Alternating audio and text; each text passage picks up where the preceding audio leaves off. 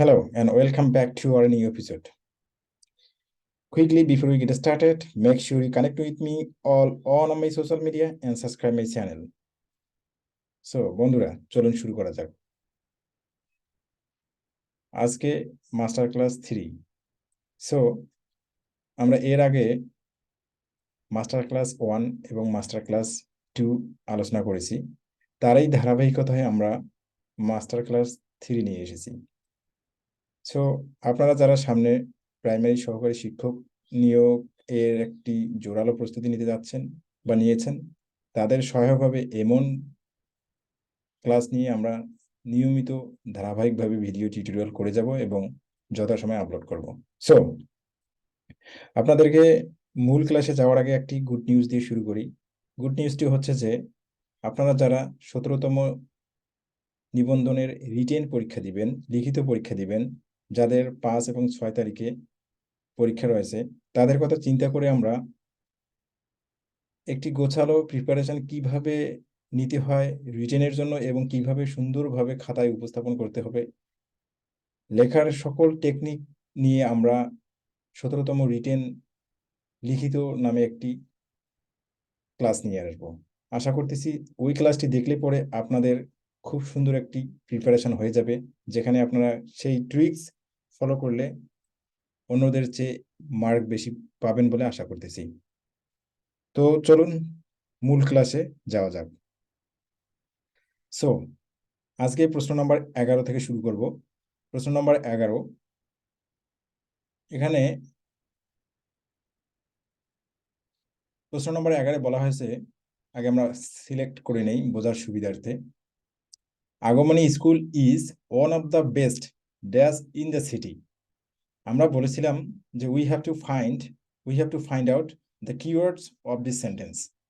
আমাদের কিওয়ার্ড খুঁজে বের করতে হবে। কিওয়ার্ড মিনস এখানে এরকমটা না যে আমাদের সেন্টেন্সের কিওয়ার্ড খুঁজে বের করতে হবে, আমাদেরকে গ্রামাটিক্যাল কিওয়ার্ড খুঁজে বের করতে হবে, যে যাকে কেন্দ্র করে আমাদেরকে প্রশ্নটি করা হয় সেই গ্রামাটিক্যাল কিওয়ার্ডটি আমরা খুঁজে বের করব।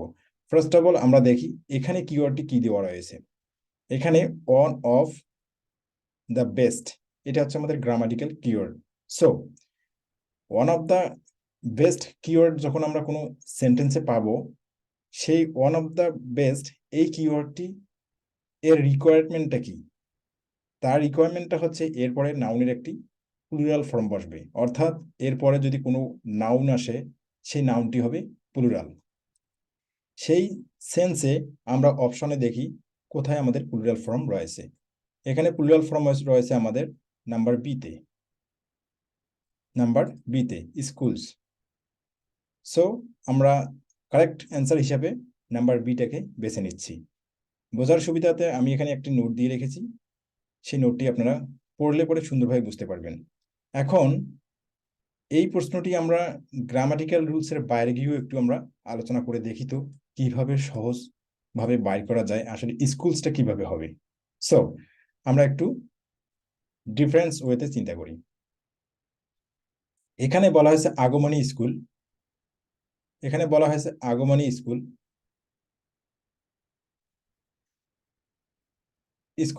School is one of the best. এখন বলা হয়েছে এখানে একটা স্কুলের নাম, আগমনী স্কুলের নাম রয়েছে একটা, কিন্তু ওয়ান অফ দ্য বেস্ট। এখন বেস্ট কথাটা যখন আমরা বলতেছি ওয়ান অফ, একটি, অনেকগুলোর মধ্যে একটি, তা নিঃসন্দেহে আমাদের পরবর্তী শব্দটি বা ওয়ার্ডটি প্লুরাল হবে। তাই আমরা অনেকগুলো স্কুলের মধ্যে একটি স্কুলকে বলতেছি বেস্ট।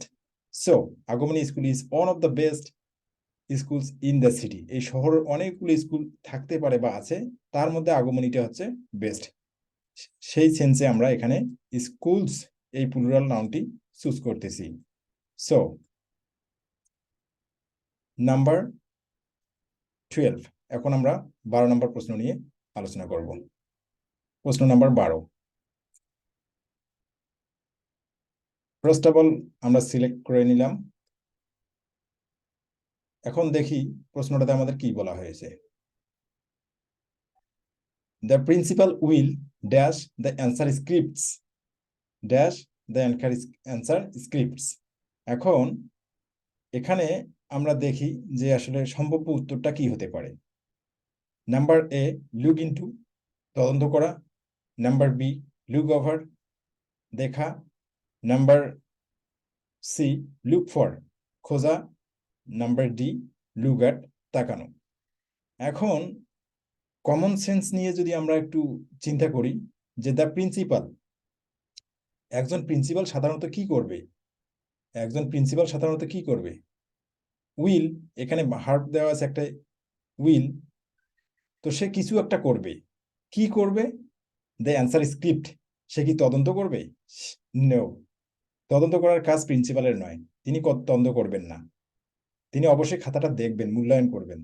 সো লুক ওভার সেই অর্থটাই দেয়, যেটা হচ্ছে যে একটু দেখা, ভাষা ভাষা দেখা, সেই অর্থ প্রদান করে। সো এখানে the principal will look over the answer script, উত্তরপত্রটি কি করবে?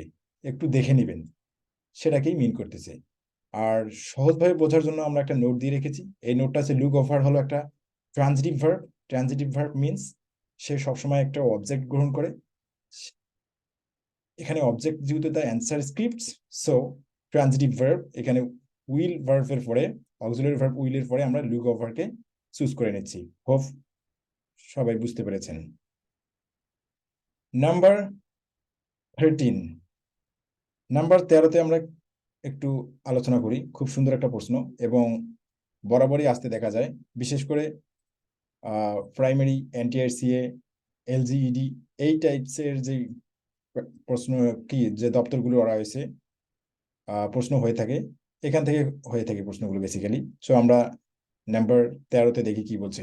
I look forward to, I look forward to, এটা হচ্ছে একটা keyword, grammatical keyword. Look forward to, grammatical কিওয়ার্ডটা হচ্ছে আমাদের এখানে লুক ফরওয়ার্ড টু। এই লুক ফরওয়ার্ড টু এর ডিমেন্ড সব সময় কি করে? সে ভার্বের আইএনজি ফর্ম গ্রহণ করে। সব সময়, সব সময় ভার্বের আইএনজি ফর্ম গ্রহণ করে। সে প্রেজেন্ট ফর্মে থাক, পাস্ট ফর্মে থাক, হোয়াটএভার, যে মানে কি বলবো, যে যে কোনো জায়গায় হতে পারে, সব কালেরই ক্ষেত্রে প্রযোজ্য। এই ওয়ার্ডটি সব সময় ভার্বের আইএনজি ফর্ম গ্রহণ করে। এখন এই ওয়ার্ডটি কেন আমাদের বারবার পরীক্ষায় আসে, বিভিন্ন পরীক্ষায় আসে, তার রিজনটা আমাদেরকে জানতে হবে। রিজনটা হচ্ছে টু, একটা প্রেপোজিশন।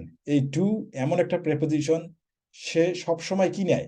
ভার্বের বেস ফর্ম অর ভার্বের প্রেজেন্ট ফর্ম নেয়, ভার্ব ওয়ান। সো যারা পরীক্ষক, তারা আমাদের কাছ থেকে এটি আশা করে যে আমরা প্রপার ওয়েতে টু এর ইউজ করতে পারি কিনা, জানি কিনা। তো আমরা জানি কিনা এটা জানার জন্য তারা মূলত এই ব্যতিক্রম ধর্মী ওয়ার্ডগুলো ব্যবহার করে থাকেন। সো টু এর পরে যেমন ভার্বের বেস ফর্ম বসে, সেক্ষেত্রে তারা আমাদেরকে জাজ করতেছে যে লুক ফরওয়ার্ড টু একটি একগুচ্ছ শব্দ দিয়ে, যে এর পরে কি হবে আমরা জানি কিনা। সো লুক ফরওয়ার্ড টু এ জাতীয় কিছু প্রশ্ন আছে, কিছু ওয়ার্ডস আছে, সেই ওয়ার্ডগুলো আমরা দেখে নেই যে কি কি সম্ভাব্য ওয়ার্ডগুলো হতে পারে, যে এই ওয়ার্ডগুলো থাকলে পরে এরপরে ভার্বের সাথে আইএনজি হয়। So I look forward to hearing from you soon, এখানে with a view to, look forward to, accustomed to, addicted to, be get use to, ফ্রেজের এই জাতীয় ফ্রেজগুলোর পরে কি হয়? ভার্ব সর্বদা আইএনজি গ্রহণ করে। সুন্দরভাবে নোট দেওয়া আছে, আশা করি আপনারা বুঝতে পেরেছেন।